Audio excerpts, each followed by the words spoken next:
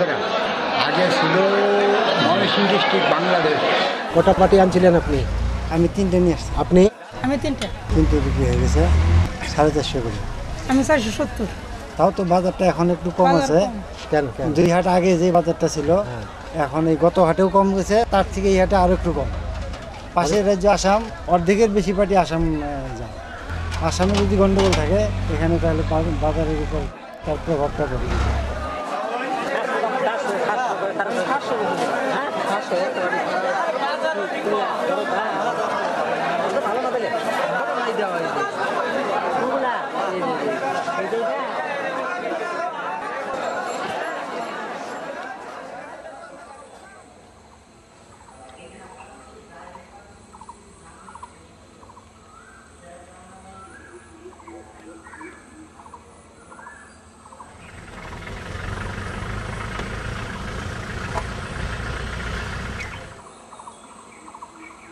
পেটের ফুল দিয়ে বড়া খাওয়া যায় বেসনের সাথে চটকায়া, ওইটা ধনিয়ার পাতার বড়ার থেকেও টেস্ট লাগে বেশি।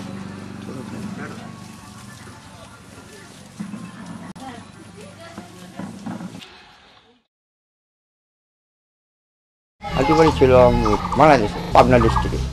আমরা হচ্ছে পূর্ববঙ্গের লোক, সেখানে আমার বাড়ি হচ্ছে টাঙ্গাইল ডিস্ট্রিক্ট, আগে ছিল ময়মনসিংহ ডিস্ট্রিক্ট। এখানে আমরা সব মোটা পাটিগুলো তৈরি করতাম, আর ডালের পাটি লাল যেটা। আর বিক্রমপুর ডিস্ট্রিক্টে ওরা ওই কাপজোড়া পাটিটা বানাইতো, লাল পাটি ওটা কাপজোড়া। নোয়াখালীতে ছিল চিকনাই পাটিটা। আর সিরাজগঞ্জে যেটা হচ্ছে পাবনা ডিস্ট্রিক্ট আগে ছিল, এখন সিরাজগঞ্জ ডিস্ট্রিক্ট, ওরা অরিজিনালি মিহি যেটা বুসনাই এবং শীতল পাটিটাই তৈরি করতো না। সিরাজগঞ্জের, টাঙ্গাইলের, ময়মনসিংহ ডিস্ট্রিক্টের অধিকাংশ লোকই আসছে আমাদের কুচবিহার জেলাতে। সিরাজগঞ্জের পুষ্নারাঙ্গাতে প্রায় 80%। বাংলাদেশ সিরাজগঞ্জ ছিল, আমাদের সিরাজগঞ্জ ডিস্ট্রিক্টের বাড়ি ছিল। আগে ছিল পাবনা, আমরা জন্মের পরে সিরাজগঞ্জের কথা শুনছি। ওটাই, ওখানকার লোক এখানে আসছে, ওখানে অরিজিনাল পার্টি, এখানে অরিজিনাল পার্টি তৈরি করে। কোনো দিকে সুযোগ সুবিধা পাই না আমরা।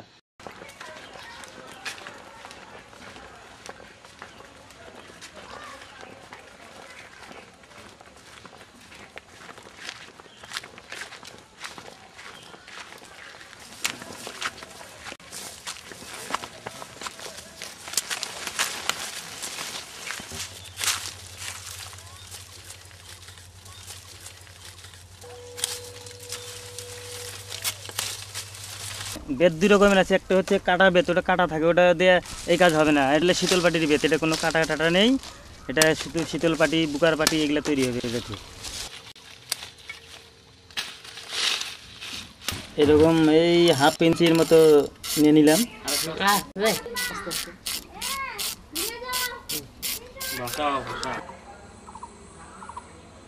আমরা কাজ করতে করতে এটা আপনার ক্ষয় হয়ে যায়, যে জায়গাটা থাকে সেই জায়গাটা কাজ করি।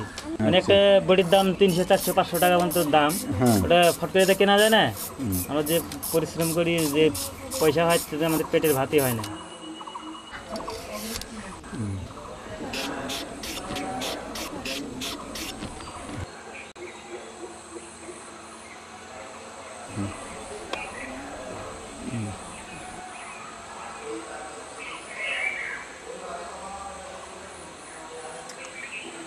এটা এর মধ্যে একটা বুকা আছে আর একটা শীতল হবে। বারো দিকে এটা জ্বালানি হবে, বাটি হবে না।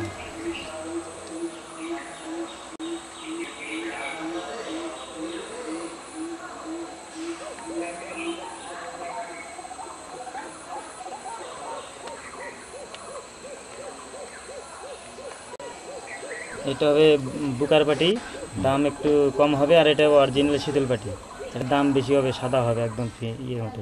তারপরে এরকম মুড়িয়ে ভাতের মার জল এগুলো দিয়ে ভিজাই, না ভিজাইলে জিনিসটা সাদা হবে না। প্রায় 12 ঘন্টা এরকম ভিজে পরের দিন সিদ্ধ করি, তাহলে জিনিসটা সুন্দর হয়।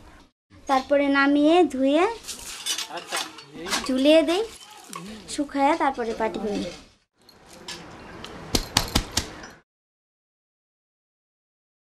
দুটো রেখে দুটো ধরছে। এই যে বাচ্চাদেরও তো আমরা শিখাই এইভাবে, বইলা দিই যে দুটো ধরে দুটো রাখবি। আমার মেয়েও পারে, ওই গেছে মামার বাড়িতে। আচ্ছা আচ্ছা, একসঙ্গে অনেকটা জায়গা ধরে নিয়ে তারপরে পাঁচ করে দিয়ে টেনে দিন। হ্যাঁ, শিখতে বেশি দিন লাগে না, এটা একটা নেশা আর কি। হ্যাঁ, আগে ছোটবেলায় বলতাম মা একটু বোনা শেখাও না, মা বলতো বুনবি তাহলে বস। দেখা দিছে 1-2 বার, তারপরে বসতাম, খালি পাটি বুনতে বসতাম, এমনি এমনি এরকম করে করতাম। পরে মা দেখা দিল এইভাবে এইভাবে কর, তারপরে করতে করতে প্রায় 1 মাসই লাগে না। ছোটোবেলায় সবাই দেখি করে, বলি যে আমিও করব। আর কি কান্নাকাটি করতাম ছোটোবেলা যে আমিও বানাবো। এটা খেলা ছিল তখন। যেরকম একটা নেশা, সাইকেল চালালে কিন্তু সাইকেল আমি কবে শিখবো, বাচ্চারা করে না, ওই রকমই আর কি নেশা।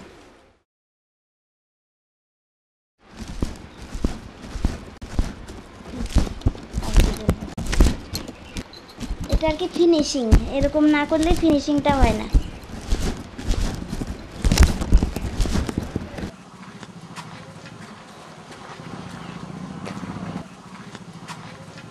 রোদে দিই, শিশিরে দিই, আবার পারি, আবার তুলি, আবার কত ভেজাল, খুব খাটনি। মইলাম হয় কি, মইলাম হয়, শিশি দিলে মইলাম হয়, শুকাইতে দেওয়া হয়, কাঁচা থাকে, রংটা ওঠে, রোদ দিলে পরে রোদটা সাদা হয়। 1956 সালে ব্রজবাসী ধর নামে ব্যক্তিটা, উনি প্রথম কুচবিহারে আসেন। আমাদের পাটি শিল্পের শুভ সূচনা হয়। 70-এর পরের থেকে আমাদের এখানে অ্যাভেলেবেল লোক আসা ধরল। 1980-82-তে এখানে একটা বেত গাছ লাগানো নিয়ে একটা দেশীয় এবং ভাটিয়াদের মধ্যে বিশাল লড়াই হয়। আনুমানিক 1980 সালে বেত কাটা আন্দোলন শুরু হয়। আন্দোলনটা বেতের পাশে যে জমি থাকে, সে জমিতে ধান চাষ হয়, সেই বেত খেতে বাবুই পাখি বসে আর ওই ধান খায়, পাশের জমির ধানটা খায়। সেই হিসাবে এখানকার চাষি যারা, মানে শিল্পীর বাইরে যারা, তারা বলতে শুরু করলো এই বেত আমাদের ফসলকে নষ্ট করে দিচ্ছে, অতএব এই বেত এখানে চাষ করা চলবে না, এটা উঠিয়ে দেবে। এরকম আন্দোলন তারা শুরু করলো। এর উপরে প্রচুর লোক বাঁচে, যতদূর সম্ভব আমার ধারণা সরকার তখন এই জিনিসটাকে শিল্পীদের হয়ে এটাকে প্রোটেকশন দিল, যাতে বেতটাকে রক্ষা করা যায়, শিল্পীগুলো বাঁচে। এইচডিও বিডিও মহাশয় সবাই একটু বৈশা একটা পিস কমিটি গঠন করেন।